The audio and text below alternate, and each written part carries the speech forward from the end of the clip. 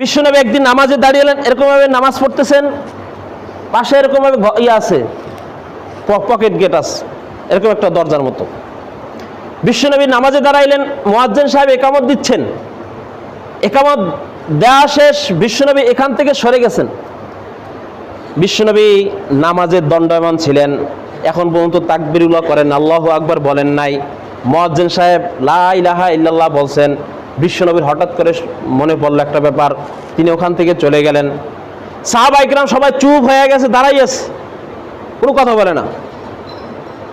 যদি আমাদের সমাজ হইতো, মুয়াজ্জিন সাহেব একামত দিছে আর হুজুর যদি চলে যায়, যদি 5-10 মিনিট পর আসে, তাহলে আর ইমাম সাহেব পরের দিনে চাকরি থাকবে?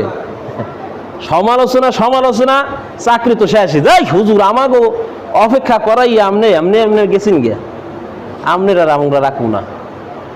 বিশ্বনবী গেলেন, সাহাবায়ে কেরাম চুপ। বিশ্বনবী যাওয়ার সময় একটু মুখটা গাম্ভীর্য ছিল, কেমন যেন কষ্ট কষ্ট অনুভব ছিল। বিশ্বনবী যখন ফিরে আসলেন, দাঁড়িয়ে আল্লাহু আকবার বলে নামাজ শুরু করে দিলেন।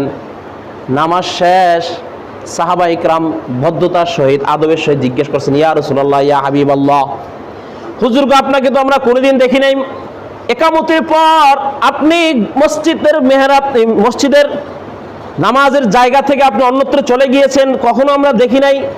বিশ্বনবী, হুজুর আজকে এমন কোনো বিধান আসছে নাকি যার কারণে আপনি চলে গেলেন? বিশ্বনবী বলে যে, দোস্ত শোনো, হে আমার সাহাবারা তোমরা শোনো, আমি যখন নামাজে দাঁড়াইলাম আমার একটা কথা মনে পড়েছে।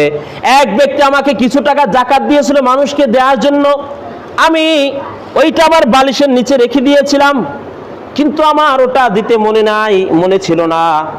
এজন্য আমার নামাজের মধ্যে মনে হয়েছে, আমি যখন দাঁড়িয়েছি তখন মনে হয়েছে, আমি ভাবলাম আমি যখন নামাজে বলবো ইয়্যাকা না'বুদু ওয়া ইয়্যাকা নাস্তাঈন, ওগো আল্লাহ আমরা তো আপনার ইবাদত করি, আপনার কাছে সাহায্য প্রার্থনা করি, আমি তো তাহলে আল্লাহর এই ইবাদত থেকে বঞ্চিত হয়ে গেলাম, যাকাত না দিয়ে আমি চলে এসেছি, আমি তো তাহলে এই কথাটা বলতে পারবো না, এটা বলতে আমার জন্য কষ্ট হয়ে যাবে।